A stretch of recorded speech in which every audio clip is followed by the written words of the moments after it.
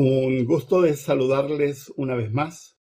Gracias por acompañarnos en las reflexiones que hacemos todos los días, excepto el día sábado porque tenemos una reflexión larga de media hora. La reflexión de hoy, que se titula Creer es también pensar. Así que los invito a prepararse. Vamos a hablar sobre la importancia de pensar cuando uno dice creer.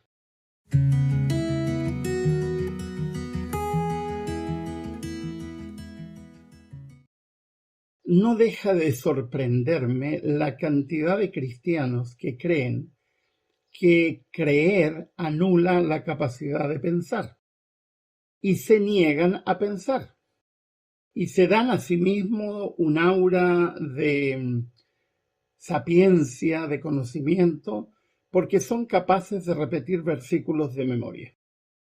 Quiero decirle a todas las personas que suelen tirar versículos que la mayoría lo que hace es tomar frases de la Biblia que le acomodan para su preconcepto y sacarlos del contexto en que dichas frases están. Habitualmente lo único que logran es decir lo contrario de lo que los escritores bíblicos están diciendo o decir algo diferente de lo que el escritor bíblico está diciendo. He repetido hasta la saciedad un principio básico en hermenéutica, que aunque lo digo una y otra vez, todos los días alguien insiste en que su forma de terminar un argumento es tirar un versículo bíblico.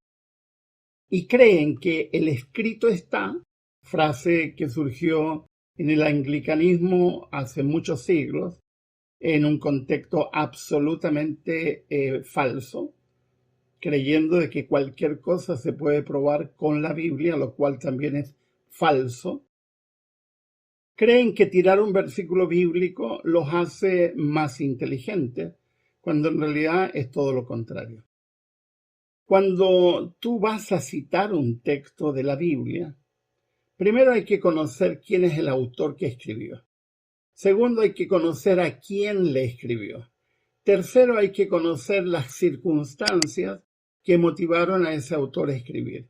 En cuarto lugar, hay que conocer el trasfondo que hacía que ese autor se dirimiera por esa forma de escribir. En quinto lugar, hay que conocer el idioma original en el cual fue escrito, porque de otra manera no vas a entender. En sexto lugar, hay que conocer la cosmovisión del autor. No es lo mismo Pablo escribiendo en el siglo I que Moisés escribiendo 1500 años antes de Cristo. Es absolutamente diferente la cosmovisión y el planteamiento. Y en séptimo lugar, hay que conocer el contexto cultural en el cual un concepto se da. Y en octavo lugar, tienes que conocer el contexto textual de una determinada frase o de un determinado versículo. Todo eso implica pensar, estudiar, reflexionar, analizar. Pero la mayoría no está dispuesto a eso. Por lo tanto, la mayoría se conforma con tirar un texto bíblico, creyendo que de esa forma van a acallar al interlocutor, dejándolo en silencio porque han sido capaces de escribir un escrito está. Pero, perdón, esa forma de plantearse frente a la Biblia no solo es infantil, también es irresponsable. Con esa manera de entender el texto bíblico se ha justificado la esclavitud. Durante siglos la esclavitud se sustentó en textos de la Biblia tomados fuera de contexto. Se ha sustentado la pena de muerte. De hecho, hay estados en los Estados Unidos, que es el país junto con Arabia Saudita que asesina más personas año a año con la pena de muerte. Muchos de esos estados se sustentan en la Biblia. Se ha sustentado la violencia contra la mujer. De hecho, hay congregaciones denominaciones cristianas, pentecostales, la Iglesia Ortodoxa rusa y griega, algunas denominaciones protestantes que creen que el maltrato a la mujer es un derecho del marido que tiene derecho como jefe o como cabeza a imponer sus criterios y utilizan textos fuera de contexto. La represión sexual es otro de los fenómenos que se ha venido sustentando con textos fuera de contexto.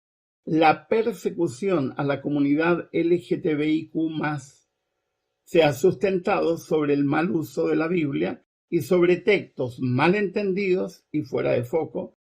El maltrato infantil, es decir, que padres maltraten a sus hijos, se ha sustentado sobre textos de la Biblia. El asistir a iglesias, a templos, creyendo que eso es adoración, se sustenta malamente en textos de la Biblia. El sostener que la mujer tiene que ser discriminada y sostener que la mujer no puede ser líder religiosa se sustenta en textos de la Biblia. Por eso que el estudio de la Biblia es altamente peligroso para personas que no se dan el trabajo de estudiar. La Biblia, para lo único que ha servido en mentes cerradas, en mentes que no estudian, que no analizan, es simplemente para mantener el fanatismo, para mantener mentes cerradas y para habilitar conductas peligrosas como las que acabo de reseñar. Cada una de ellas tendría múltiples formas de enfocar. Por ejemplo, la mayoría de los esclavistas y de los que tenían esclavos en la antigua Inglaterra y en el antiguo Estados Unidos eran cristianos, devotos, que iban todos los domingos a sus iglesias a adorar a Dios, mientras en la semana maltrataban, humillaban y esclavizaban a otros seres humanos. Y vivían en paz, con la conciencia en paz.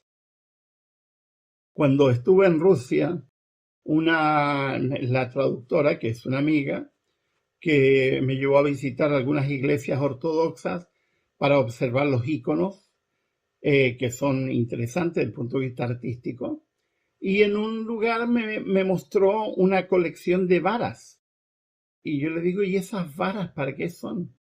Y se sonrió y me dijo, bueno, en la tradición ortodoxa, cuando una pareja se casa, el sacerdote suele entregarle al varón una vara para que con esa vara castigue a su esposa si es que su esposa no le hace caso porque él es cabeza de la mujer.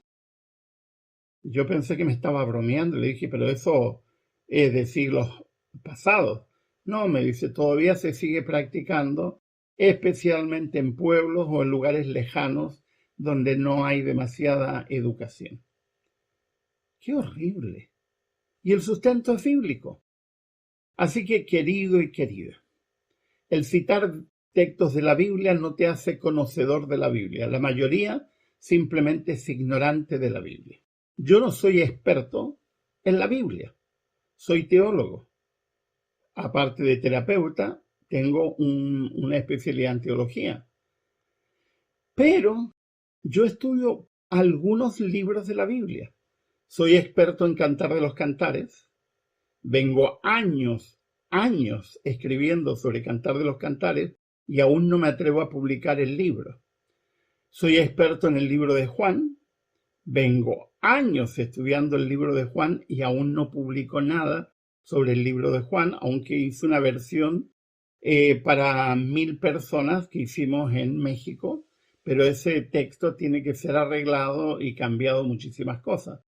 Soy experto en la primera sección del libro de Génesis. Soy experto en el libro de Proverbios. Soy experto en el libro de Romanos y en el libro de Gálatas. Y paré de contar. Y en la mayor parte de la escritura simplemente soy un aprendiz que está continuamente estudiando. Y viene gente que no se ha leído ni el Condorito ni la Mafalda a dar instrucciones sobre lo que hay que creer, sin conocer griego, sin conocer hebreo, sin conocer arameo, sin haberse dado el trabajo de leer al menos un libro sobre contexto cultural, al menos un libro sobre contexto histórico, y pretenden darle lecciones al resto simplemente porque tiran versículos. Y ese tirar versículos, perdónenme, no te hace experto en Biblia. O sea, te hace simplemente memorión de secciones de la Biblia, frases, porque a muchos de esos que tiran versículos, muchas veces yo le pregunto, ¿sabes lo que dice antes y lo que dice después? ¿Sabes por qué el autor escribió lo que escribió? ¿Conoces las circunstancias del autor? ¿Conoces el trasfondo? ¿Conoces la palabra que se utilizó en el original para expresar dicha idea? ¿Sabes si ha habido algún cambio en las diferentes ediciones de las Biblias sobre esa palabra? Y lo que recibo como respuesta es: Dios inspira con el Espíritu Santo a todas las mentes y yo no necesito nada de eso.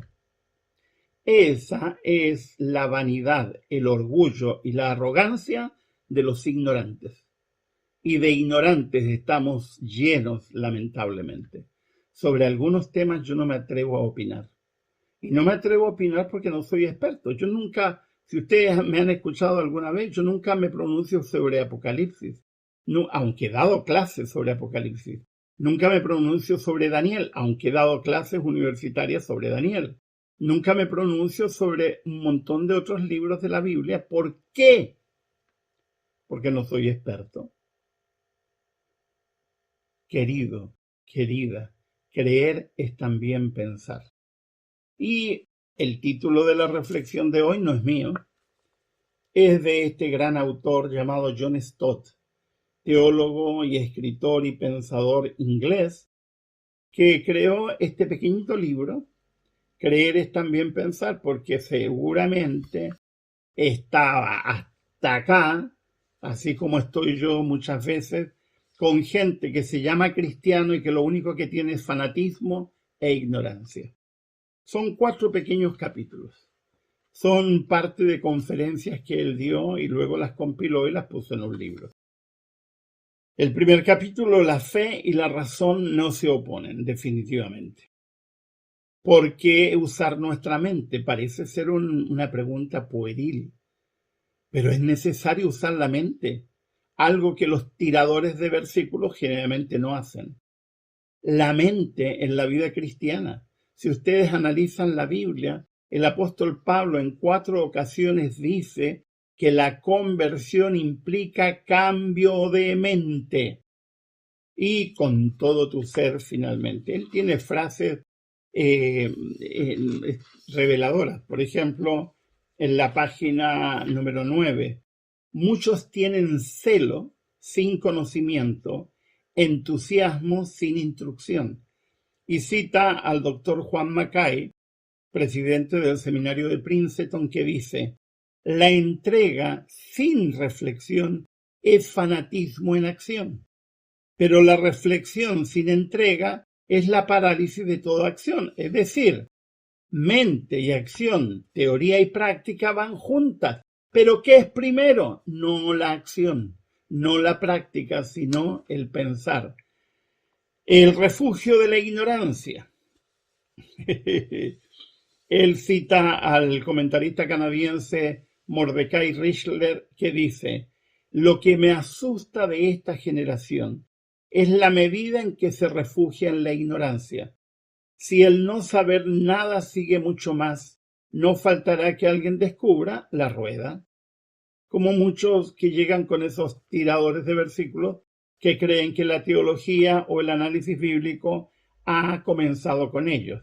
Y algunos me dicen: no, usted se pone muy profundo, yo no quiero ir por allí, quiero citarle algunos textos bíblicos. Y esta semana hay una señora que me perdí la paciencia y simplemente le dije: señora, no le contesto más porque usted no piensa, usted no quiere pensar. Y me dio, como me había dado ya unos 20 versículos, un versículo adicional, todos fuera de contexto. todo fuera de sentido. Cuando habla de la caída y la mente, él dice, el hecho de que la mente humana sea una mente caída no es excusa para renunciar al pensamiento y refugiarse en la emoción, porque también el aspecto emocional del ser humano quedó afectado por el pecado. Es decir, necesitamos pensar, reflexionar, etc.